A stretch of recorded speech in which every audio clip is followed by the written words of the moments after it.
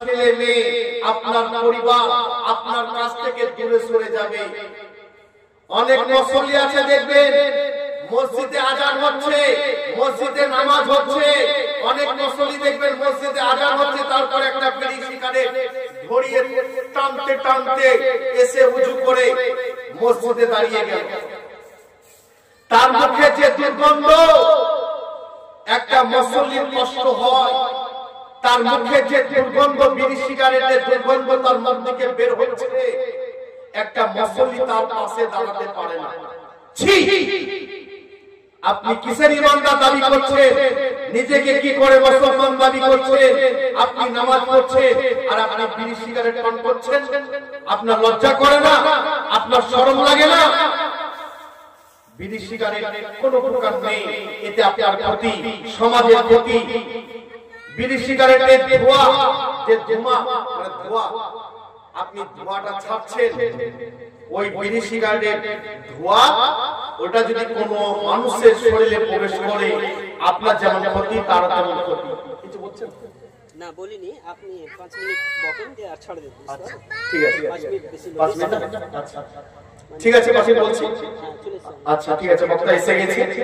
যাক ভাই, আপনারা জমে জমে বসুন। আপনাদের মৌলানা সাহেব এসে গেছে, আমাকে 5 মিনিট সময় দিয়েছে আমাদের জলসার সভাপতি। আমি 5 মিনিট বলে আমার বক্তব্য শেষ করছি। তো আপনার আমার জিন্দেগিটা হবে রব চাই জিন্দেগি, আমাদের মন চাই জিন্দেগি যেন না হয়। নিজেদের জীবনের পরিবর্তন আনুন। আল্লাহ কোরআনের মধ্যে বলেছে, সূরা রাদ 13 নম্বর সূরা আয়াত নম্বর 11, আল্লাহ রাব্বুল আলামিন বলেছে, ইন্নাল্লাহা লা ইউগাইরু মা বিকাওমিন হাত্তা ইউগাইরু মা বিআনফুসিহিম।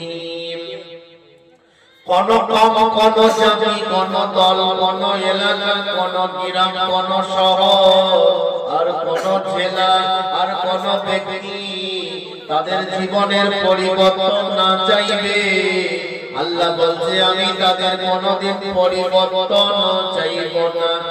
তোমরা চাইলে আমি তোমাদের পরিবর্তন ঘটাবো। তো আমরা যদি কেঁদে কেটে নিজেদের জীবনের পরিবর্তন আনার চেষ্টা করি, নিশ্চয় আল্লাহ আপনাকে আমাকে পরিবর্তন করবে। আমরা যদি চাই। যাই হোক, আমি 2-4 মিনিটের মধ্যে আমার বক্তব্য শেষের দিকে টানছি। আমরা যেটা বলছিলাম, আমরা আল্লাহর সঙ্গে কাউকে শরীক করব না। বলুন ইনশাআল্লাহ। শিরিক এটা সবচেয়ে বড় গুনাহ। অনেক মানুষ দেখবেন নামাজ পড়ে আবার মাজারে সিজদা করে। সূরা জুমা আয়াত নাম্বার 65। আপনার মধ্যে আর আমার মধ্যে যদি শিরিক থাকে, আল্লাহ সমস্ত আমলকে নষ্ট করে দিবে। তো আমরা আল্লাহর সঙ্গে কাউকে শরীক করব না। সূরা মাইদা আয়াত নাম্বার 72 আল্লাহ বলেছে, কেউ যদি আমার সঙ্গে কাউকে শরীক করে মারা যায়, আমি তার জন্য জান্নাতকে হারাম করে দিয়েছি, সে কোনদিন জান্নাত পাবে না। হ্যাঁ, কেউ যদি তওবা করে আল্লাহর দরবারে ফিরে আসে, আল্লাহ তার অতীতের গুনাহগুলোকে নেকি দিয়ে পরিপূর্ণ করে দিবে। কিন্তু শিরক করে যদি কেউ মারা যায়, সে চিরস্থায়ী জাহান্নামে যাবে। তো আমরা আল্লাহর সঙ্গে কাউকে শরীক করব না। এই আপনাদের গ্রামে এই মালদা জেলায় বলেছে পীর সাহেব আসবে। তো এই মালদা জেলা ধরেন, এখান থেকে আপনাদের এই গ্রাম থেকে এই মালদা স্টেশন পর্যন্ত ধুতি বিছিয়ে রেখেছে এইরকম সাদা কাপড়। বলছে পীর সাহেব আসবে, বলে পা ধুয়ে চুমু খাবো, বলে পা যেন মাটিতে না পড়ে। ফেরেশতা বলছে কবর একবার আয়, ওই ধুতিতে করি লেফটিন পিট ফাটাবো। বলে বাপের সঙ্গে কথা নয় আর পীর পীর করছো। সবচাইতে বড় বড় হচ্ছে মা বাবা, সবচাইতে বড় পীর হচ্ছে মেয়েদের স্বামী। হাজার মৌলভী সাহেবের সঙ্গে যদি তুমি ভালো ব্যবহার করো, হাজার পীর সাহেবের সঙ্গে যদি তুমি ভালো ব্যবহার করো, আর মা বাবার সঙ্গে যদি তুমি খারাপ ব্যবহার করো, তোমাকে জাহান্নামে যেতে হবে। এটা ইসলাম। আপনার গ্রামে পীর সাহেব মারা গেছে, তার কবরে আপনি মাটিকে চিবিয়ে চিবিয়ে খাচ্ছেন, আর আপনি বলছেন আমি মুসলমান।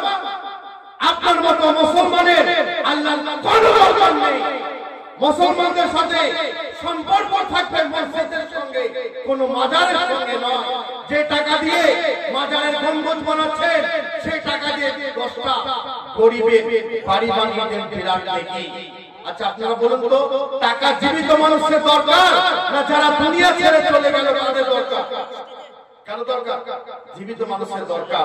আমার তো বুঝে আসে না, যে দেশের মেয়েরা একটু ঢাকার কাপড় পায় না, সেই দেশের মুসলমানরা কেন মাজারে চাদর চড়াবে? যে দেশের ছেলে মেয়েরা দুমুঠো খাওয়ার জন্য রাস্তাঘাটে চিৎকার করে কান্না করছে, সেই দেশের মুসলমানরা কেন মাজারে টাকা পয়সা দিবে? ভাবুন টাকা কার দরকার? আল্লাহ আল্লাহকে মালদার করেছে, এলাকার গরিব অসহায়কে দান করুন, বিরাট নাকি। যাই হোক, সবচাইতে অসহায় অশিক্ষিত আমি, তারপরে আপনারা আল্লাহ আমাকে এবং আপনাদেরকে সকলকে মাফ করুন, বলুন আমিন সুম্মা আমিন। ওয়া আখিরি দাওয়ানা আলহামদুলিল্লাহি রাব্বিল আলামিন। আসসালামু আলাইকুম। আমার ইউটিউব চ্যানেল আছে, যদি কেউ সার্চ করেন এমডি আনারুল ইসলাম, বড় হাতের এম ডি আনারুল ইসলাম। যাই হোক, আপনাদের মাওলানা সাহেব পাশে বসে আছে, খুব সুন্দর আলোচনা করবেন, শুনবেন।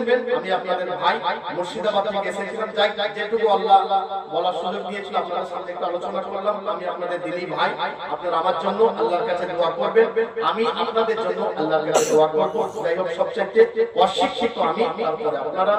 আসসালামু আলাইকুম। অনেক বলে ফেলা। ঠিক আছে।